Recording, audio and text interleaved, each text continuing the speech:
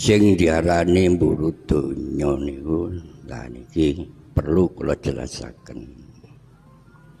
Dodo niki ibarate latar. Dodo niki ibarate lapangan. Dodo niku ibarate taman. Taman niku iso ketoke seneng. Niki malih bakas dodone dhewe-dhewe lho nggih. Siji kudu diisi ilmu. Nomor loro kudu ikhtiar. Lho ngene iki sandungane masalah mburu donya niku gak gelem ikhtiar. Kadang-kadang gak gelem ikhtiar niku terus mreset. Gak tak kongkon mara nanggone wong kula digengken Yai Husain di Arta. Lah niku lho sing padha mbek ngondel niku ngoten lho ngono. Ora atuk-atuke ngondol lak ngono sing ngoten lho. Nggih niku jenenge mburu donya. Lah nggih ta. Meneng-meneng tanda tangan kula digawa mrono-mrono digawe njaluk dhuwit. Lah nggih niku sing diarani padha mbek ngondol niku. Aku gak wani ngomong atuk-atuke niku lho lak ngono-ngono. Nggih niku mburu donya. Nek ikhtiar niku mboten ngoten critane. Niku dadi ikhtiar niku mbojuk. Lah ngoten nah. Wis gak kathik dalil Arab al buju'u gailok. Nggih. Dadi tiyang niku nek mboten kathik ilmu, ibarate taman mboten saged nyenengno ati. Tiyang niku urip mboten gelem ikhtiar, ya sawani ngentik barang lho ngoten lho. Iki jane gamblang ngono. Tapi nek kula kata-kata atuk-atuke ngondol nemen mboten setuju niku ngoten. Nomor 3 sabar. Nomor 4 ikhlas. Nomor gangsal kasih sayang. Lho ngoten lho. Dadi dodo niki ayo ditanduri perkara 5 niki. Ilmu, ikhtiar, sabar, ikhlas, kasih sayang. Lah nek maca Quran masih gak roh sanate gak apa-apa, sing penting bener. Nggih. Sing penting bener. Terus nek salah iku dielingno nganut ngoten lho. Lah nek ndeleki sanad kadon. Nggih. Anut Imam Khabas terus ditakoni omahe nggo endi ngono kan. Kira sabah iku pira ya garuh ngono. Wis kadoan. Dadi maca Quran niku sing penting bener.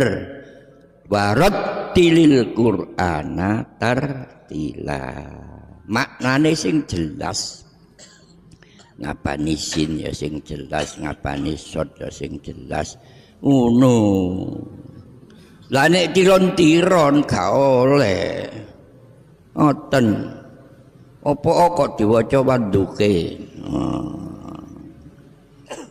Kok gak wanduka? Kowe kadoan ngoten niku kadoan.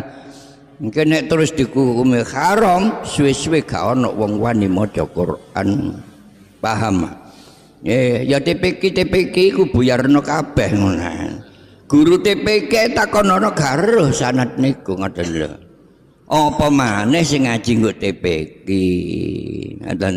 Dadi niki awak-awak niki kudu nyadari mboten khusus dipukul haram. Ngoten.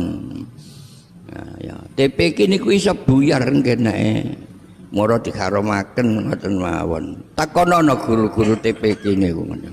Garuh kabeh ulama sabkan niku yo napa yo garuh.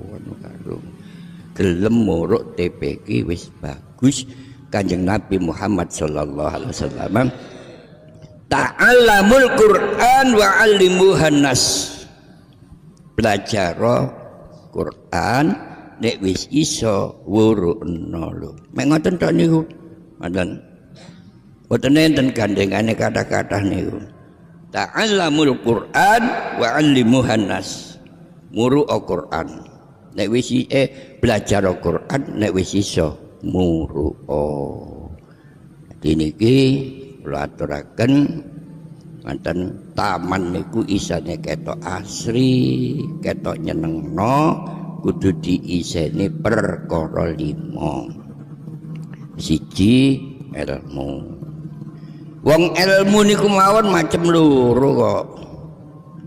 Ana ilmu syariah, ngene ku agama, ana ilmu kauniyah, ngene ku pengetahuan umum. Kabeh ilmu niku teka Gusti Allah.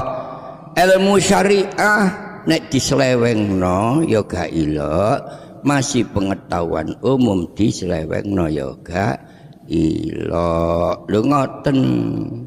Nomor loro usaha. Usaha niku kudu nurut syariat. Dadi cekne bener ora diarani mburu donya. Kula kali panjenengan nyambut gawe gak leren gak apa-apa.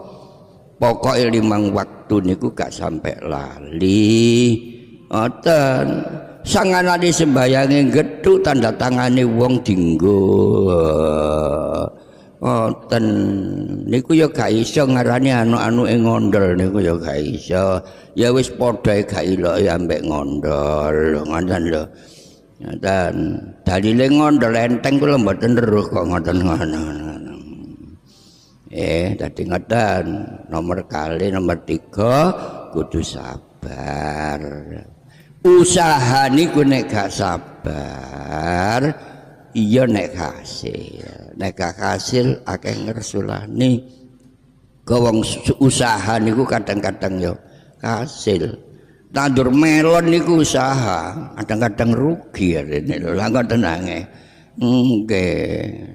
Saniki kelas nomor gangsal kasih sayang. Ini yang ditanamkan di dalam dada. Perlu pemahaman. Kula waca mboten kula maknani sedukur wingi. A'udzu billahi minasy syaithanir rajim.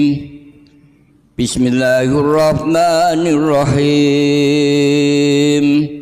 Inna anzalna Taurata fiha hudaw wa nur yahkumu bihan nabiyyuna alladhina aslamu lilladhina hadu warrabbaniyuna wal ahbaru bima stahfizu min kitabillahi wa kanu alaihi syuhada fala takhshabun nasa wakhshawni wa la tashtaru bi ayati samanan qalila wa man lam yahkum bima anzalallahu fa ulaika humul kafirun. Wala hadirin, kitab Taurat diturunno ten mriku enten petunjuk lan enten pepadang.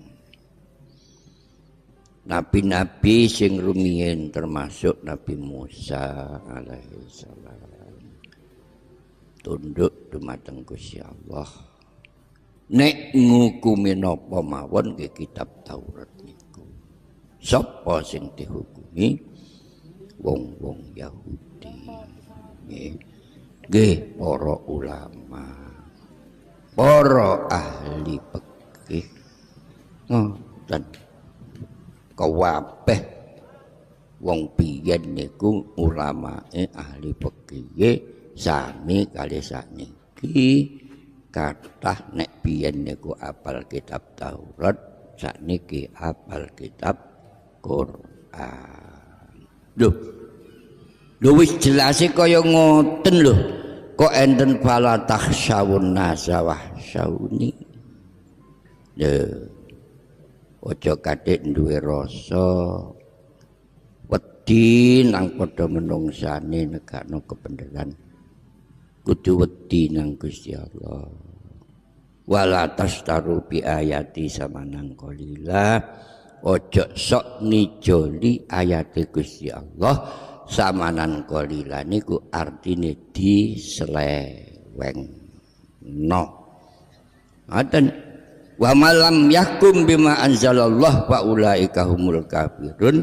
Nibakno hukum niku nek boten tepat karo dawuh Gusti Allah niku jenenge wong kafir. Iki enten cerita kitabe Tafsir Al-Munir Sahifah selawe juz pertama. Jenenge nyeleweng ngoten. Iki malih nyejarahaken Kanjeng Nabi Muhammad sallallahu alaihi wasallam. Ruya anan nabiyya sallallahu alaihi wasallam lama qadima al-Madinata atahu Abdullah bin Surya. Kanjeng Nabi Muhammad sallallahu alaihi wasallam rawuh dateng Madinah. Dipapak karo wong Yahudi jenenge Abdullah bin Surya. Surya niki nganggo set. Oleh takon niku ngeten, Kanjeng Nabi ditakoni, faqala ya Muhammad kaifa naumuka? Faqad akhbarona an-naumil ladzi yaji'u fi akhiriz zaman. Ditakoni sampean nek tilem terus pundi lho? Wong takon kok wong turu ditakokno. Oleh takon kaya ngoten soale Abdullah bin Surya niki paham kitab Taurat. Ngoten. Ten ngene kitab Taurat niku enten ceritane Nabi akhir zaman niku nek sare gak padha karo menungsa liyane. Tadi wis seru. Mulane niku wau inna anjalna taurata fiha hudaw wa nur. Berarti wong sing ngaji kitab Taurat ni gamblang. Ngoten. Oleh kaya ngoten niku dijajaki Nabi temen taga. Ngoten. Lah yo napa keterangan itu nggone kitab Taurat? Pas kalih jawabe Kanjeng Nabi Bakola sallallahu alaihi wasallam. Tanamu ainaya wala yanamu qalbi. Mripatku senajan turu tapi atiku gak turu. Sapa iso ngono? Lho niki lho ten kitab Taurat wis diterang. Kala jawab sapa Abdullah bin Surya, "Sadaqta ya Muhammad." Bener jawaban sampeyan. Ngoten. Nomor 1. Nomor 2 niki nggih keterangan teko kitab Taurat. Cocok tak gak Kanjeng Nabi niku oleh jawab. Sak monten. Jadi Kanjeng Nabi niku diparingi karo Gusti Allah kitab sak donya niku ya gak usah ngapalno tapi gak lali. Lah kula kali panjenengan niku tahlil bolak-balik ngapalno. Kadang-kadang nek wis ditepu wong niku iso mandeg karo arahe lho ngoten. Nggih. Akhbirni anil walad aminar rajul yakunu am minal mar'ati. Ayo padahal kok kitab Taurat diterangno. Kula sakniki takon nang sampeyan. Wujude anak niku lho. Napa teko bapak, napa teko mak. Jadi onder dile anak niki lho. Apa teko mak, apa teko bapak? Dibadai Kanjeng Nabi. Waqala mongko jawab sapa Kanjeng Nabi sallallahu alaihi wasallam. Ammal izamu wal asabu wal uruku wa binar rajul. Sampeyan tak kandhani. Onder dile anak iku belum otot gede, otot cilik. Iku teko bapak. Wa amal lahmu waddamu wadzufru was sya'ru faminal mar'ati. Dene perkara daging, getih, kuku, rambut iku teko mak. Ngoten iki. Waqala mongko jawab sapa Ibnu Surya sadaqta. Bener. Sak monten. Lan niki kersane tambah jelas innat taurata fiha hudaw wa nur. Terus nomor 3. Fama balur rajuli yushbihu a'mamahu duna akhwalihi wa yushbihu akhwalahu duna a'mamihi. Napa sebabe? Ngaten. Wong lanang niku kadang rupane niku memper keluarga teko bapak. Kadang-kadang memper keluarga teko ibu. Ngoten iki. Lain tenan. Ngoten. Kabeh niku jenenge ngoten. Dua anak niku akeh tapi mempere gak padha. Ana sing niru ibu, masih lanang niku nggih ngoten. Wajahe niku ya kaya ibuke, kaya bebekne, kaya anu ngoten. Kadang-kadang niku nggih ngoten. Wajahe kaya bapakne, wajahe kaya wong anak kula mawon sing ali niku ya sutup kaya Cina. Nggih ya. Nggih. Sing anak kula Fahmi kaya wong Arab. Faqala mongko dawuh sapa Kanjeng Nabi sallallahu alaihi wasallam. Ayyuhuma ghalaba ma'uhu ma'a sahibihi kana shibhu lahu. Didelok-delok umpama jeladren gawe roti iku campuran niku nek akeh sing teko bapak berarti niru bapak lan keluargane bapak. Nek jeladren niku sing akeh niku teko mak ibarate gawe roti malih wujude niku ya niru emak lan keluargane mak. Ngono. Lah nek sini kok wau gak ana jeladrene. Kala ngendikan matur sapa Abdullah bin Surya sedakta. Lho, Kanjeng Nabi niku lho jelasno kitab Taurat niku lho. Astagfirullahaladzim. Adan. Dinten mulane kula kali panjenengan niku katik niru Kanjeng Nabi sing sak mestine gak nutut. Nomor 4 akhbirni ayyut ta'am harrama Israilu ala nafsih.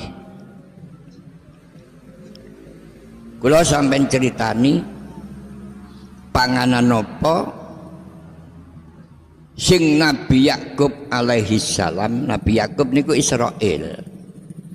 Dadi Bani Israil niku putra wayahe Nabi Yakub. Lho ngoten diarani Bani Israil. Napa sih kok diarani Nabi Yakub niku Israil? Israil niku rong kalimah dadi siji diarani kata majemuk Isra Laila. Nabi Yakub alaihissalam nek dalu mlampah mawon mboten nate sare. Mulane diarani Israil. Ngoten lho, Isra Laila. Nah niki nek mboten dijelasaken ngoten nggih. Ana. Nggih, kata majemuk. Ngoten. Kok Bani Israil kok kaya ngoten ya babah. Wong ngono-ngonone dhewe lak ngoten. Nah. Dadi niki mawon padha karo takon Nabi Yakub niku daharan napa sing diharamaken kangge panjenengane. Malah teng mriki ngoten oleh ngomong Abdullah bin Surya wa fit Taurati. Ngoten diterangno ten kene kitab Taurat annan nabiyal ummiya yukhbiru anhu. Sak temene nabiyal ummiya rupane Kanjeng Nabi Muhammad sallallahu alaihi wasallam iku yukhbiru saged jelasaken anhu sangka pitakonan niki lho ngoten lho. Ana. Dadi teng kitab Taurat wis diterangno. Dadi nek sampeyan niku anjene nabi akhir zaman, tulung pokok. Polane nggo kitab Taurat kok diterangno ngono. Ngono. Dadi saiki terangno. Waqala mongko dawuh sapa Kanjeng Nabi sallallahu alaihi wasallam. An asyadukum billahi. Ya wis kelawan muji asmane Allah. Awakmu tak mai petunjuk.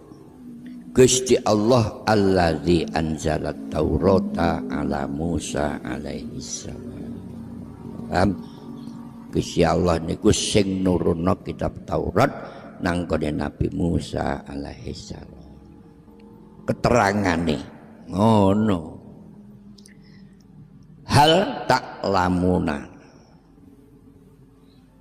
Apa ngerti awakmu anna Israila sak temene Israil Nabi Yakub alaihissalam iku marodo gerah. Marodon kelawan gerah sadidan kang banget fatola mongko suwe opo sakomuhu gerai Nabi Yakub. Wa nazaro mongko nazar sapa Nabi Yakub lillahi krana Allah. Nadron kelawan nazar temenan. Lain afahu demi yakti lamun paring waras ing kono Nabi Yakub sapa Allah Gusti Allah min sakomihi sangka gerai Nabi Yakub layuh rimanna. Yakti ngaromaken temen sapa Nabi Yakub ala nabiyhi ing atase panjenengane sing dikaramno ahabbat ta'ami panganan sing paling enak wasyarabi lan inuman sing paling enak.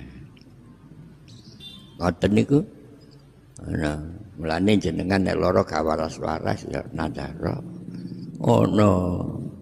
Wis aku nek diparingi waras wallahi aku gak bakal sapa warung sing enak-enak ngono. Barekan lho wong gak dhuwit lho lah apa lah ngoten. Ngoten. Wa huwa utawi ahabbat tomam wasyarab ikulah manul ibili daginge unta. Ngoten wa albanuha lan pawane unta.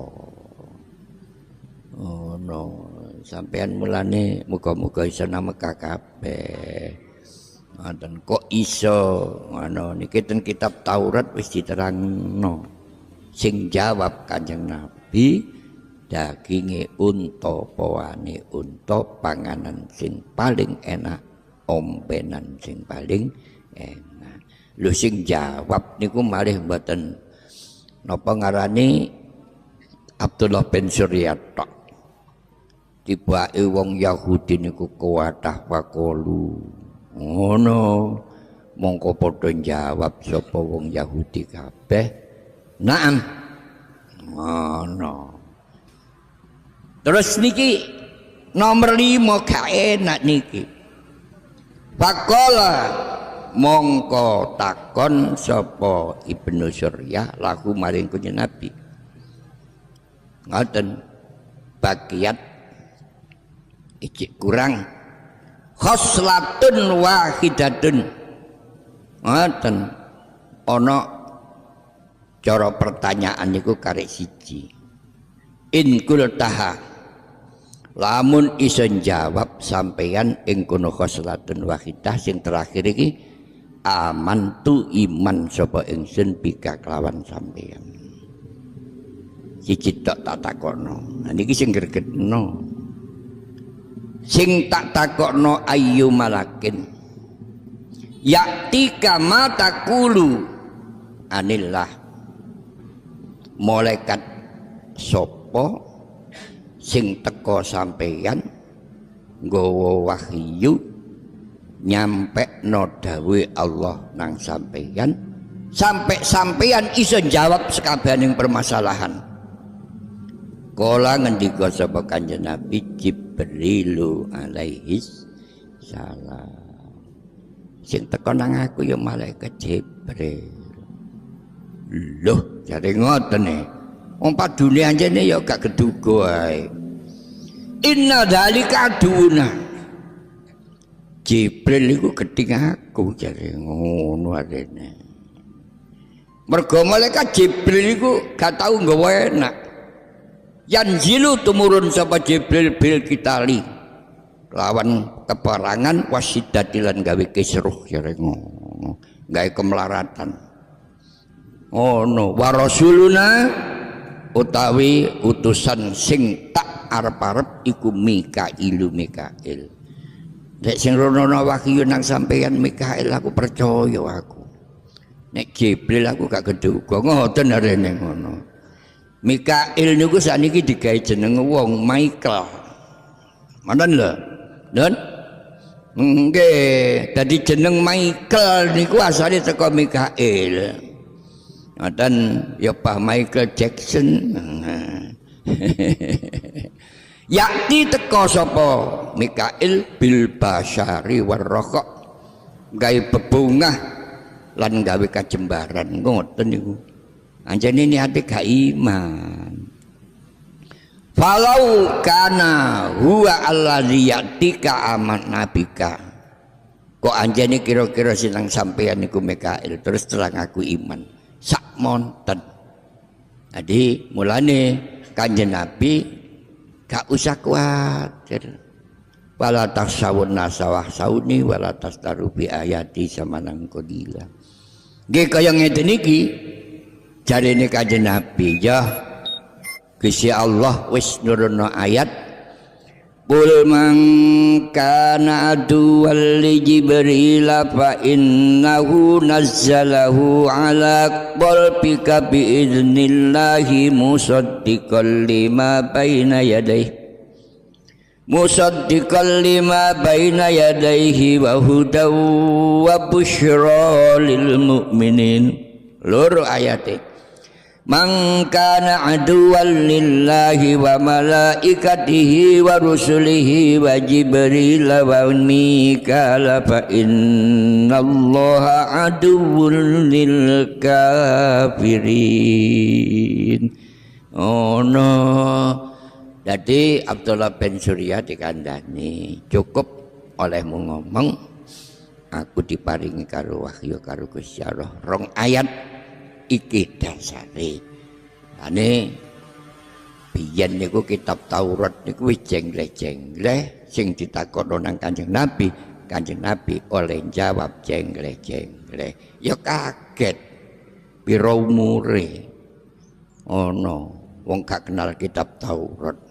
Niku jenenge Nabi Rasul diarani mukjizat. Lah kula kali panjenengan nek gak kenal ya gak iso. Pun ing rene kitab Taurat kaya ngoten. Bismillahirrahmanirrahim. Niki hukum qisas. Wa katabna alaihim fiha annan nafsa bin nafsi wal aina bil aini wal anfa bil anfi wal udhuna bil udhun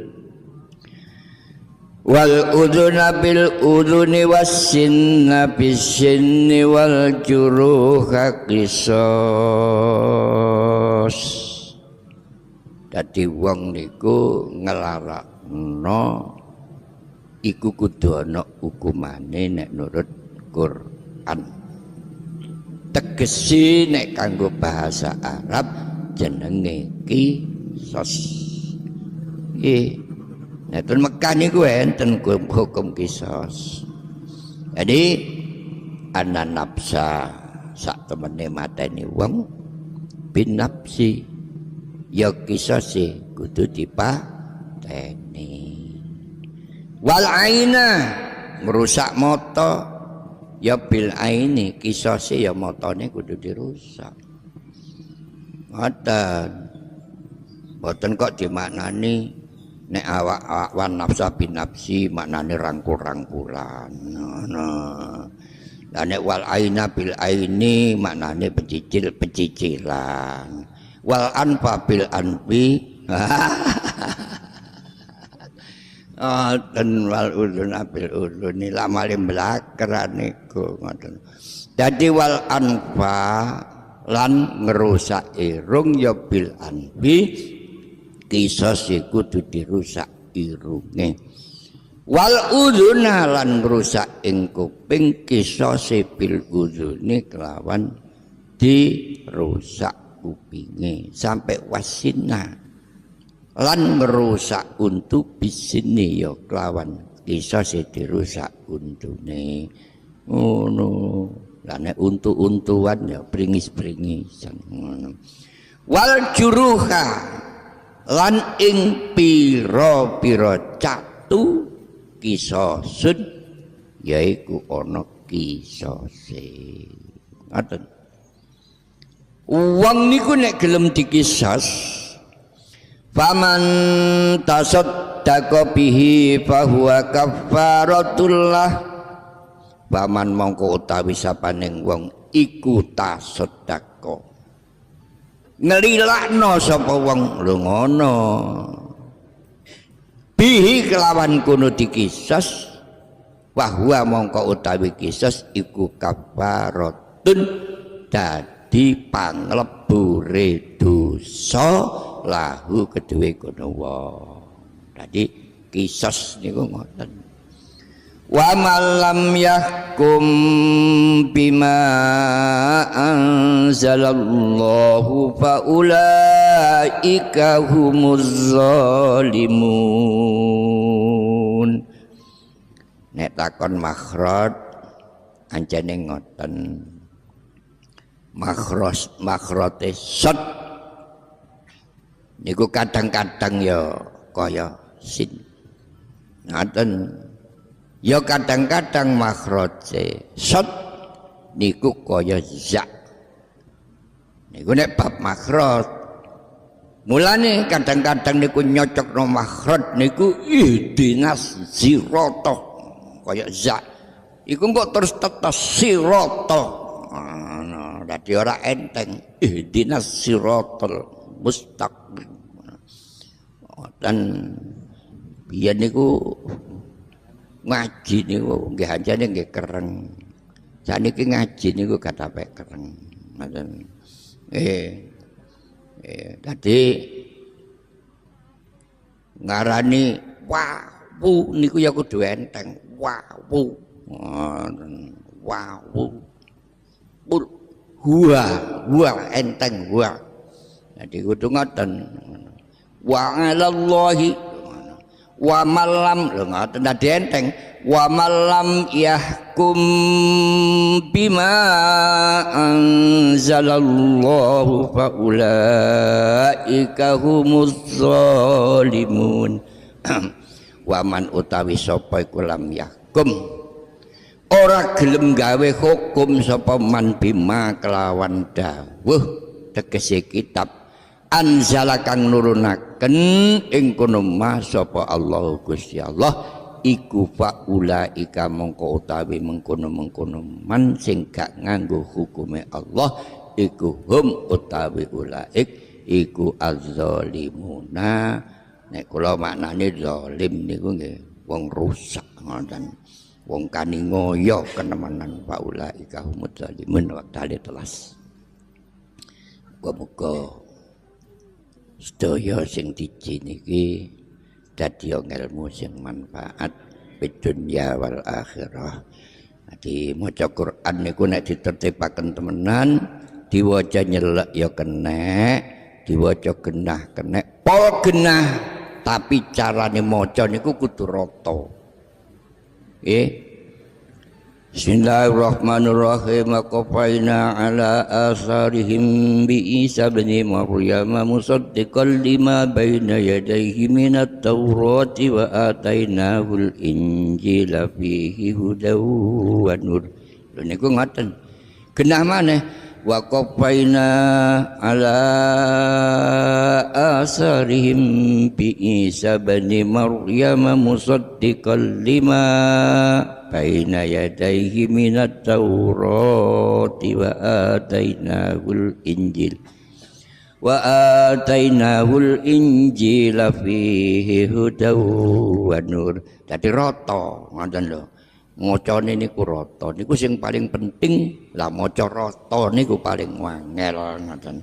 Dadi mulane kaya nyemak Quran barang niku sing disemak niku ratane oleh maca.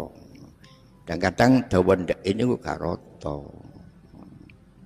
Kula tahu kok diwuruk ten Madinah niku nggih ngoten sing di kuping niku masalah rata. Sing penting niku dadi belajar rata. Sing muga-muga masih gak rata ya disepura karo pengelen ngoten. Sing penting gelem maca lah ngoten nah. Sesuwe krana gak iso ngratakno terus wis praye gak maca lho ngono ya. Ya ta gak karu-karuan lho ngoten lho ngoten. Sing penting maca merga maca Quran niku kena diarani qulubuhum masahibuhum dadane bagus-bagus iku mate Kanjeng Nabi ngene iku cinta Al-Qur'an. Al-Fatihah. Bismillahirrahmanirrahim. Iyyaka na'budu wa iyyaka nasta'in shiratal mustaqim shiratal ladzina an'amta 'alaihim. Allahumma shalli wa sallim ala sayyidina Muhammad alhamdulillahi rabbil alamin shalli ala sayyidina Muhammadin wa ala alihi wa sahbihi tatama bil billah salatu wa salaman daimaini bi dawami makillah salatan tarzuquna biha fahman nabiyyin wa khidmul mursalin surata ila malaikatil muqarrabin wa mulhaqana biha bis salafil uluwiyyin wa tumituna tumitahum bi kulli waqtin wa hinin bi madhifatlika ya arhamar rahimin. Allahumma ja'alil Qur'ana lana fid dunya qarina wa fil qabri munisa wa fil qiyamati syafi'a wa minan nari sitra wa hijaba wa ala sirati nura wa fil jannati rafiqa. Rabbana atmim lana nurana wa ighfir lana innaka ala kulli syai'in qadir. Rabbana hab lana min azwajina wa dhurriyyatina qurrata a'yun waj'alna lil muttaqina imama. Taqabbal minna innaka antas samiul alim wa tub alaina innaka antat tawwabur rahim. Rabbana atina fid dunya hasanah wa fil akhirati hasanah wa qina adzabannar. Subhana rabbika rabbil izzati amma yasifun wa salamun alal mursalin walhamdulillahi. Fatihah. Bismillahirrahmanirrahim. Alhamdulillahirabbil alamin arrahmanirrahim. Iyyaka na'budu wa iyyaka nasta'in shiratal mustaqim. Sampai kecoan kula niku. Assalamualaikum warahmatullahi wabarakatuh. Shalli ala Muhammad. sallallahu ala Muhammad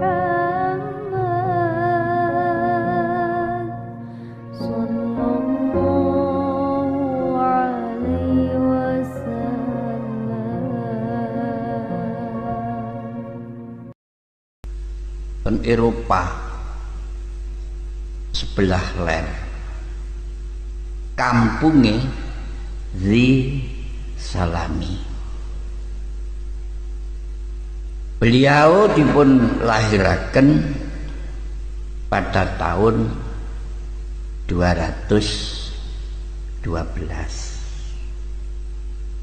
Beliau wafat pada tahun 294.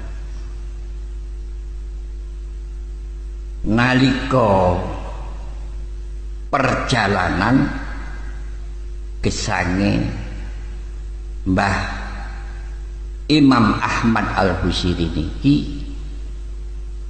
yuji karo Gusti Allah sakit lumpuh, jare wong saniki diarani stroke, selama 11 tahun. Sakit stroke 11 tahun niki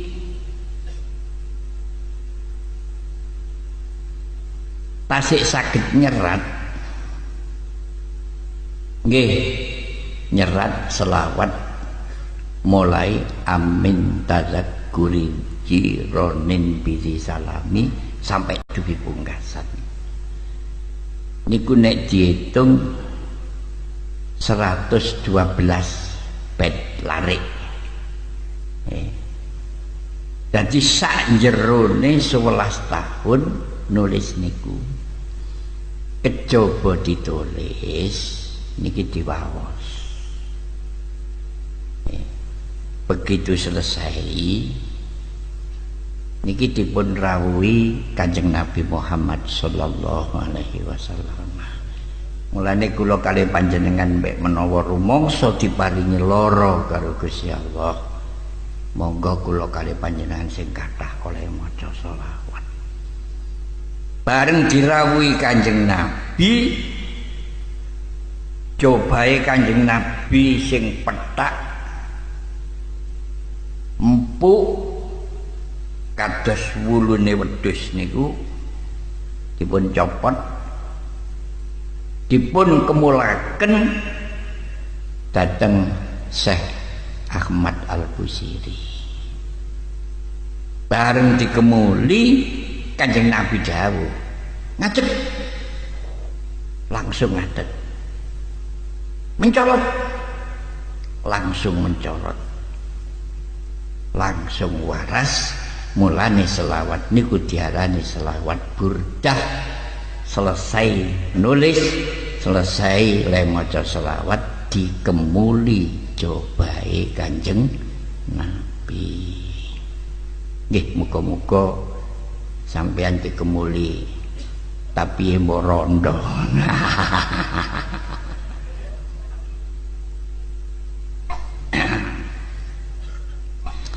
Para hadirin, kula namung ngalap barokah Mbah Ustaz mawon, kula crita perkembangane wong urip ning alam donya ki padha yen saiki nganti besok padha, tegese padha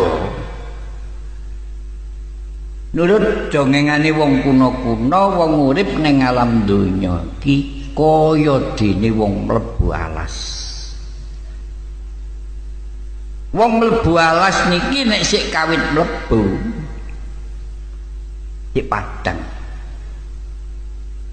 tapi mlebu alas niki nek tambah suwi, tambah suwi, tambah suwi, tambah peteng.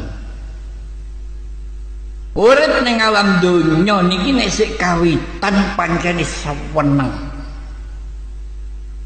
tapi urip nggo donya tambah suwi, tambah peteng, tambah suwi, tambah peteng, tambah suwi, tambah peteng. Kira-kira kok gak ana pitutur, iso karo lor kidul bareng. Sampeyan katahe lek ditakoni sing susah karo sing bungah kathah pundi? Den guyu kathah sing susah. Nah, wong mlebu nang jero alas tambah suwe tambah peteng, tambah suwe tambah garuh lor garuh kidul. Tapi ya si ana wong iki nggo jero alas gak bingung. Tetep roh lor roh kidul polahane nggo jero alas niku ijik ketok sinare srengenge, ijik ketok sinare rembulan. Berarti ijik lor kidul. Apa tujuane wong mlebu alas? Niki padha, lapa tujuane wong urip go donya? Tujuane wong urip mlebu alas niku tujuane padha kabeh kepingin golek madu. Nah, wau kula aturaken nasib. Nasibe wong golek madu niku ya ana sing oleh madu sak drim. Ana sing oleh madu sak tong, ana sing oleh madu sak gelas, ana sing oleh madu sak cengkir, ana sing oleh madu sak sendok. Kula takon jenengan, umpama golek madu ngoten pilih pundi oleh madu sak drim karo sak sendok?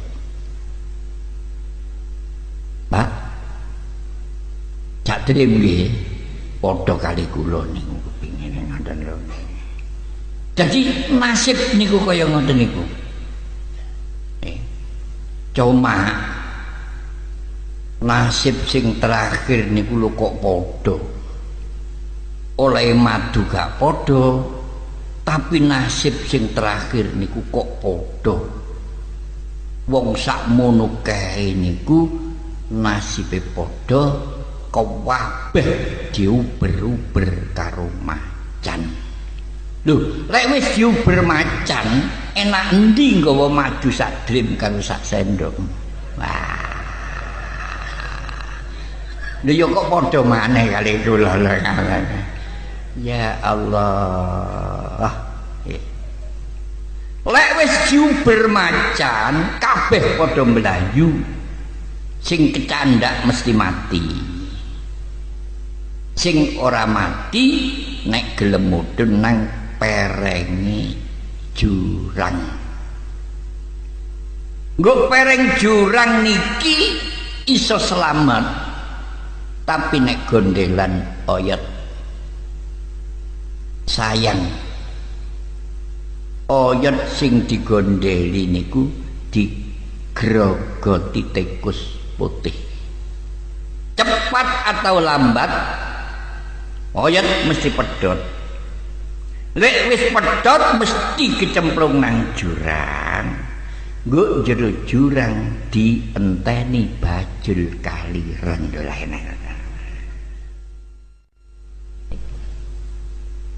Nah, saniki larase pembeberan.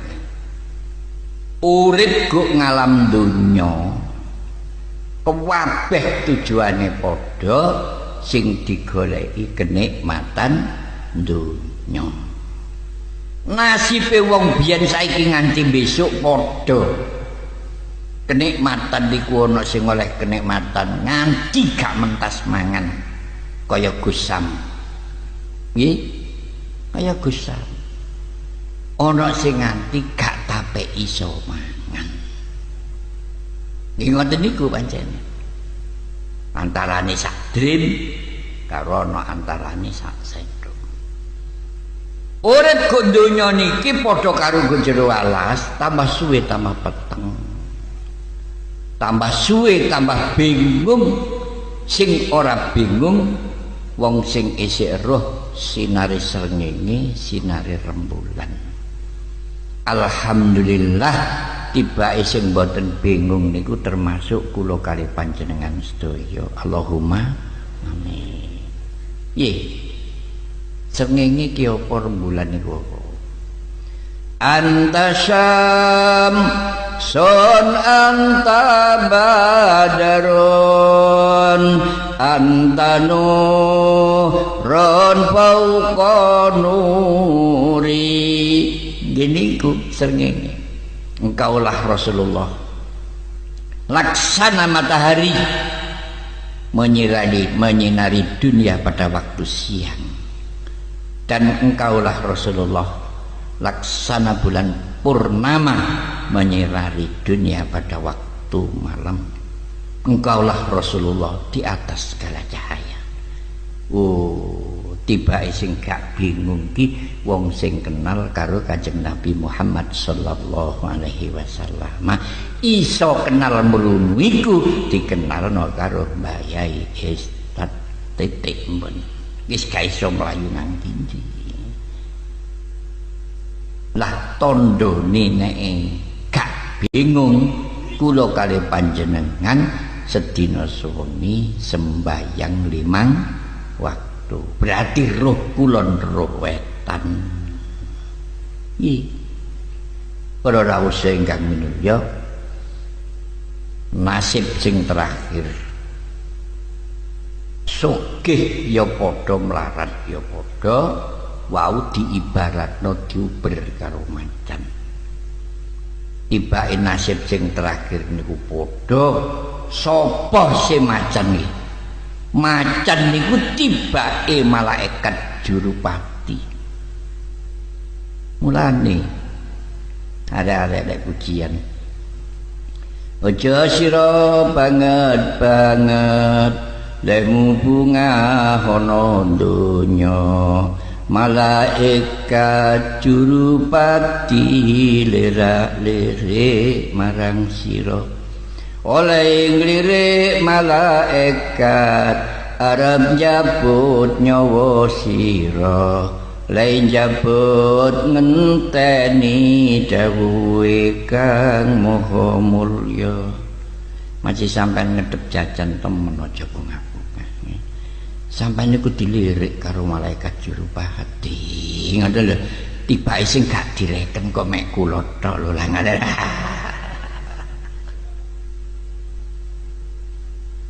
Para rawuh sing minulya, lek wis diuber karo Jurupati, kecandak mesti mati. Lah terus sing diurip ngeten niki diarani manggon nggo perenge jurang katik gondelan oyot. Mulane urip niku nek ten pereng gak ono wong seneng niku. Sing melarat ya sambat, sing sugih ya sambat, sing gak ndek kedudukan ya sambat, sing pangkat ya sambat. Apa sebabe? Urip niku diibaratno kaya nggo pereng katik sing digondeli niku oyot. Jurang berarti kuburan, oyot berarti umur. Lah oyot niku digrogoti tikus putih, berarti umur niki digrogoti karo waktu. Cepat atau lambat mesti pedhot. Iya nek oyote kandel kaya oyot kula. Lho nggih. Lah nek tipis-tipis kaya oyot sampeyan, kate lapo dilungkas lak tel. Lho nek ayate kandel suwe gak pedhet-pedhet nih. Tibake digrogoti tikus putih berarti umur niki digrogoti karo waktu. Cepat atau lambat mesti pedhot. Nah terus lek wis pedhot mesti kecemplung nang kuburan, kecemplung nang jurang. Nggo jero jurang niku dinteni karo malaikat mungkar wa nakir. Pau kula critakno dinteni bajil kaliren. Terus ya apa carane nang jurang lho bajule kok gak wani nyakot. Bajule lho kok sungkan. Carane piye? Carane kudu niru kali mbayai Ustaz. Ya ora niru kok keramat-keramate ora mungkin teko kuno. Niru lakon syariate.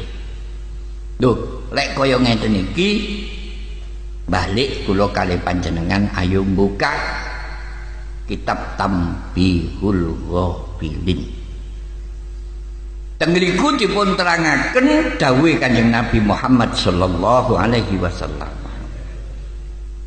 Kanjeng Nabi dawuh, wong mukmin lek mati, wong muslim lek mati, siji wajib disuceni, meloro wajib diulesi, nomor telu wajib disembayangi, nomor papat wajib dikubur. Nah lek teng mriki umume lek ngubur wong mati niku mujur ngalor miring ron. Apa sebabe? Sedina suwengi 5 waktu ngadep ngulon ngene ku sembahyang. Terus saiki gawe gambaran. Sapa sing mati? Cek gak ibu-ibu. Sing tak gawe gambaran jenenge Husain. Lho ngoten mawon. Kene nganggo jenenge wong kene sangkano ndongakno nang mate. Lah ngoten nang. Sampun jenenge Husain. Bareng wis dikubur ditinggal karo sanak familine. Niki nurut dawuh Kanjeng Nabi. Malaikat mungkar wa nakir mesti rawuh. Rawuhe malaikat mungkar wa nakir ki sangka ngendi? Oh, tibake nurut keterangane kitab niku malaikat mungkar wa nakir niku nek rawuh ten kuburan niku teka dhuwur mengisor. Nek gak percaya nyacak oh ngono kae lho kae wiwu lho ngoten lagi ngoten teka dhuwur mengisor. Lho malaikat niki lho nggih ya kadang-kadang berhasil kadang-kadang gak berhasil. Nek pancene sing mati niku waline Gusti Allah kados Al-Maghfurlah Mbah Istad. Oh malaikat kaiso nakoni. Niki wau kula ibarataken sing mati jenenge Husain. Mungkar wa nakir teka dhuwur mengisor. Masan wis teka kuburan, pintu sebelah dhuwur niku terbuka. Sing metu cahaya. Cahaya metu niku lho. Uduk salam. Assalamualaikum mungkar wa nakir. Waalaikumsalam. Sapa? Wah. Ya aku iki kalimah la ilaha illallah Muhammadur Rasulullah. Kalimah syahadat. Awakmu berini lampau. Aku iki diperintah karo Gusti Allah.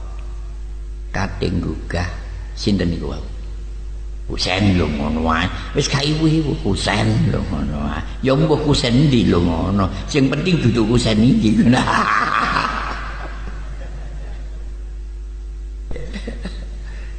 Ate nggugah Husain.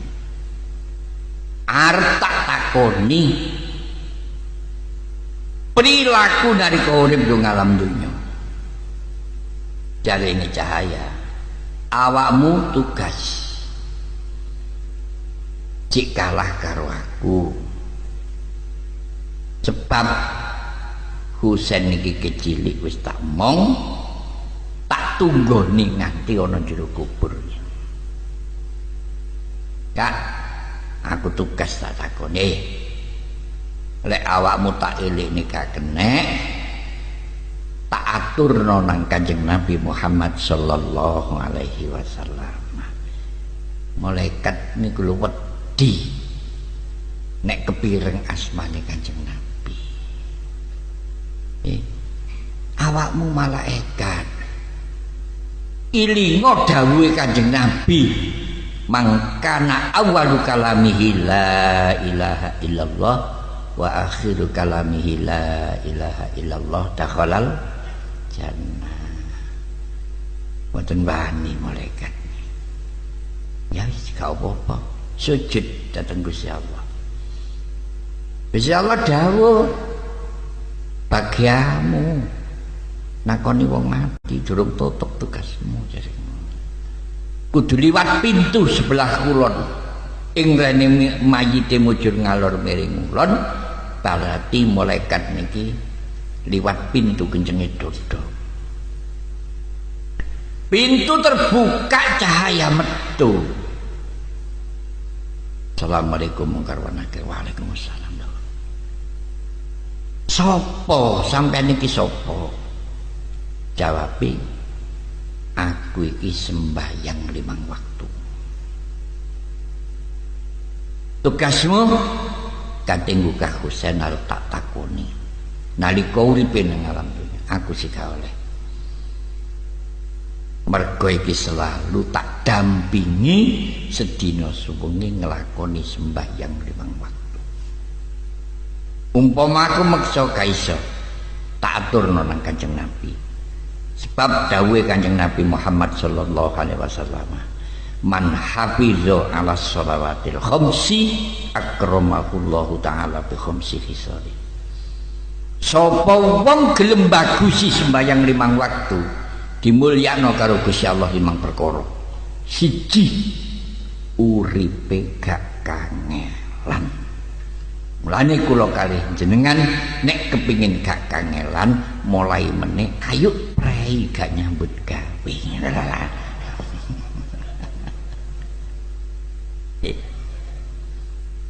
Nomor 2 diparing londo akhirat, gak bakal ana pitakon kubur dawuhe Kanjeng Nabi. Nomor 3 iso nrimo kitab nganggo tangan tengen. Nomor 4 liwat siratal mustaqim kaya kilat. Nomor 5 dakhalal jannah bi ghairi hisab. Allahumma amin. Niki lho lakone waline Gusti Allah. Malaikat sujud dateng Gusti Allah mboten hasil Gusti. Durung tutup tugasmu.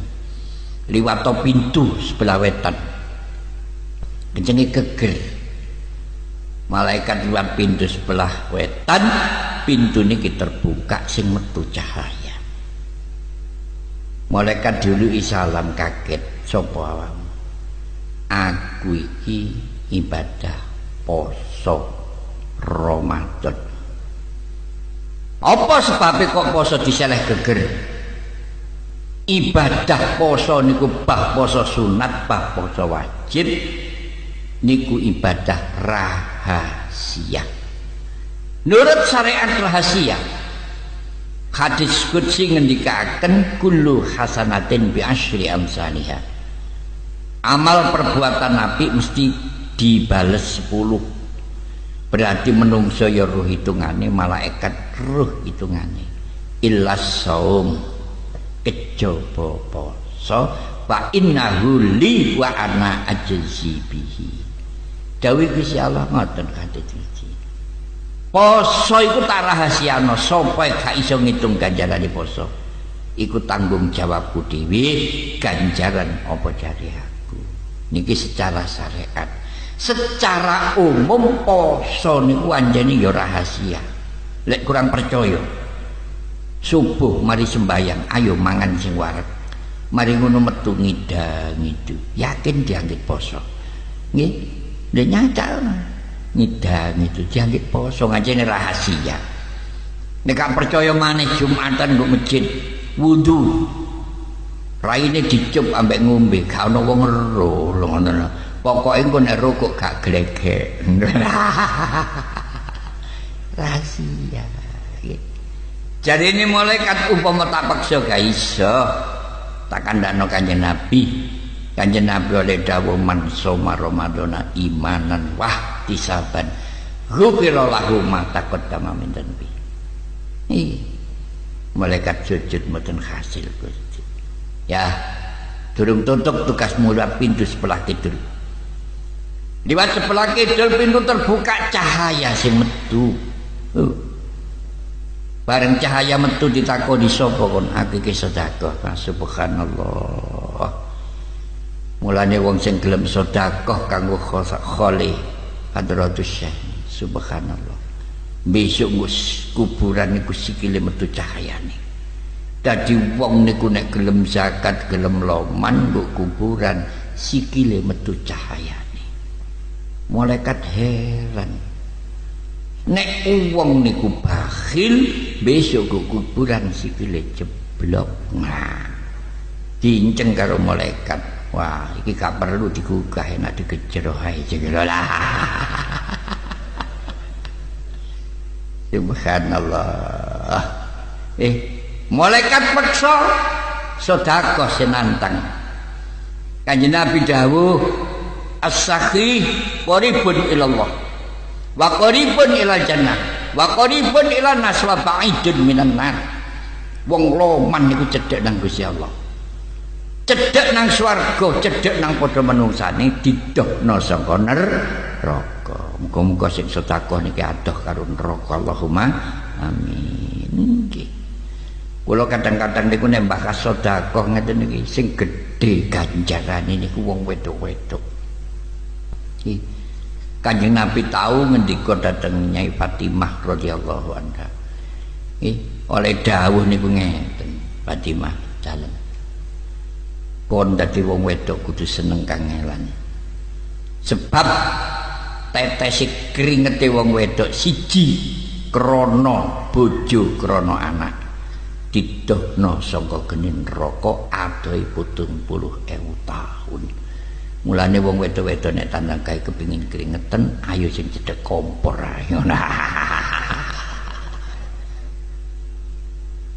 Iyalah wis ngawur ae, nyeneng ngajine wong tuwek ya sing ngene iki lho. Para hadirin, bareng malaikat niki sujud. Boten kasil Gusti. Ya, kurang siji liwat pintu sebelah lor. Masya Allah. Tiba pintu sebelah lor terbuka, cahaya metu, takoni sapa awakmu? Aku Haji Mabrur. Subhanallah. Ngeten iki terus sing rumangsa fakir oleh golek madu, oleh mesak sendok ngersula. Sing sugih iso haji, bareng sing melarat kae iso haji. Oh, kliru. Yaumul Jum'ah hijil fuqara wal masakin. Wong fakir gelem Jum'an dicatet dadi Haji Mabrur. Malah Kanjeng Nabi niku nek dawuh ngangkat derajate wong fakir. Wong fakir karo wong sugih padha-padha apike kelakuane. Besok mlebu swarga niku dhisik sing fakir timbang sing sugih kacek 500 tahun. Wis muga-muga melarat kabeh Allah. Lho, karena sing gelem amin. Astagfirullahaladzim. Kanjeng Nabi niku nek ndonga Allahumma ahyini miskina. Ya Allah Gusti kula urip niki jenengan dadosaken wong fakir. Wa amitni miskina. Kula lek mati panjenengan pateni kaya matine wong fakir. Wahsyurni yaumal qiyamati ma'zumratil fuqara wal masakin. Kula besok ten ora masar panjenengan kempalaken karo wong fakir miskin. Mulane Al-Maghfurlah niki seneng dadi wong melarat, seneng ora dahar, tapi barokahe kabeh niku dateng anak putu, dateng kula kalih panjenengan. Allahumma amin. Nuwun sewu nggih. Kula wau enten sing nyandak Mbah Sahlan Al-Maghfurlah. Kula niku nanti didongeni Mbah Sahlan. Jan napa Mbah? Aku iki duwe guru. Guruku iku jenenge Mbah Jailani. Mbah Jailani mondok karo Mbah Yai sing dinggone mondok iku didhawuhi. Teko iku wis dilokno. Petik. Ngoten. rene yo petik nggih bajailani kon ngono petik nggih Mbah gak oleh mlebu masjid gak oleh mlebu pondok mergo kon petik kon tak ngekno pangkringan nggo sanding imaman kon gak oleh gluntung kudu mangkring mergo kon petik nggih ngekno pangkringan nggo sebelah imaman sing digawe pangkringan apa bongkotan gak dicamprangi masa niki ana rempe mondok ngekno pangkringan ya wis mulih ngono ae lho nggih pangkringan niku lho adan nggih dodo mawon iki cerita saking Mbah Salan nggo pondok kuno ana santri ngajine hebat diceluk ustad jadi kepala pondok lah Mbah Jailani mangkring ketoke ya gak sembahyang gak sembarang mangkring ustad iki sowan nang gone yai yai apa le kula niki lho yai kok saken kali Kang Jailani niku bener wong iku anjene kudu duwe rasa welas nanggone sak padha-padha sing kok maksud manggene niku nggo iringane imamah tapi kok mboten tahu sembahyang beneran iki wis kate azan maghrib nek iso dingki lho saestu didengke mari azan maghrib usume arek pujian wong dikongkon dengke mudhun teko pangkringan mlaku ning ngalor wong dikongkon dengke nggih diketing nggih dilut wis teko lautan lho sing dengke niku nggo pinggir laut Mbah Jailani niki lho tenggene laut niku dadak enten wong komat Allahu akbar la ilaha illallah Mbah Jailani jamaah nggo laut mriku sing dengke nguasno bareng Mbah Jailani mantun sembahyang maghrib jamaah dan laut balik tututi didengke mangkring maneh bareng pun kaya ngoten esuk sowan ya apa Jailani kok dengke nggih terus saruhmu nggih kula dengke Pak kula keting usume wong pujian ngaler dadak sembahyang ten laut mantun sembahyang maghrib balik mangkring malih tibake sing gak sembahyang sapa kula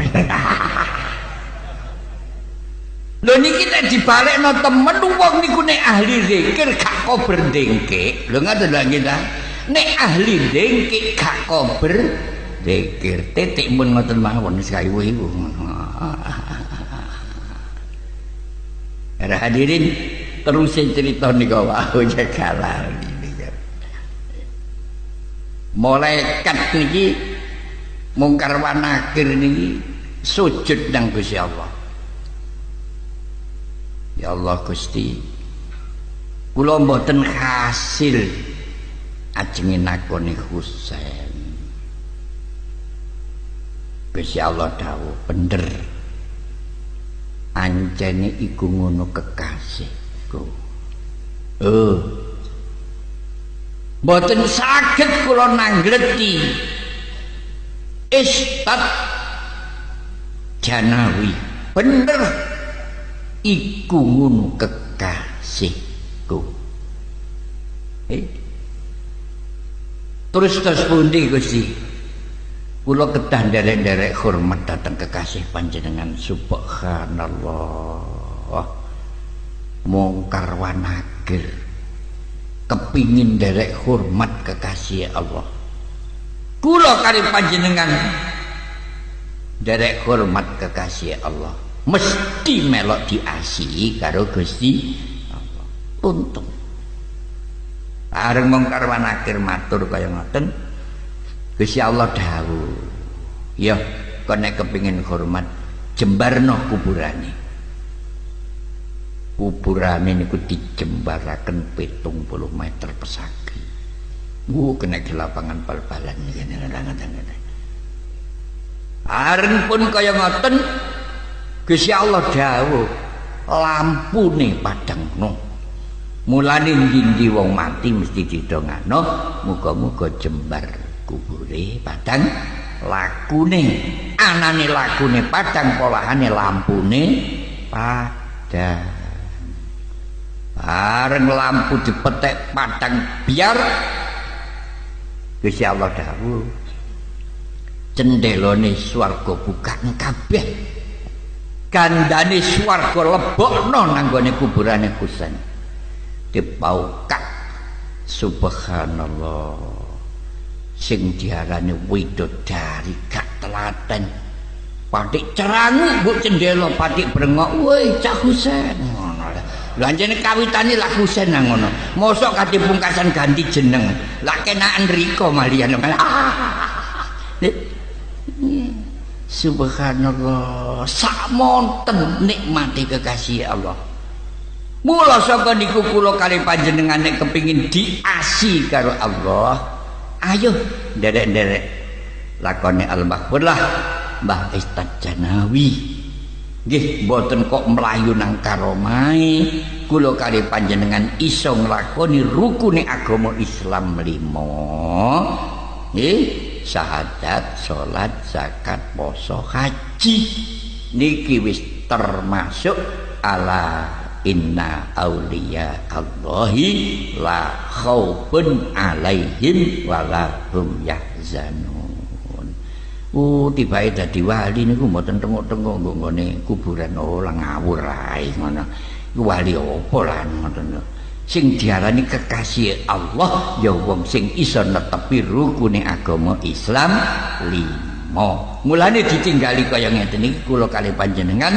nurut cita-citane Al-Maghfurlah kula kali panjenengan iki iso bareng-bareng dadi kekasih Gusti Allah. Para hadirin masih Gus Samwau pun dawuh kene rada suwe rodok niku mboten suwe nemen lho ngoten lho nggih dadi niki kula nggih mboten suwe nemen nggih pun niku mawon lho ngoten muga ketemune kula kali panjenengan iki didadekno dulur sing ga iso pisah amin lahir batin amin awal akhir amin diayomi dening Al-Maghfurlah Mbah Kiai Ustaz Janawi amin kula kali panjenengan muga-muga disyafaati kali Rasulullah sallallahu alaihi wasallam diparingi panjang umur anake saleh salihah duwi akeh dan umur panjang gak tau nyekel duit ya kepingin minggat barang lho lah ngaten kula nek ndonga tak kabehno selamat bidini wa dunya wal akhirah bi barokati Mbah Ustaz Janawi Allahumma amin al afwa minkum wabillahi taufik wal hidayah wassalamu alaikum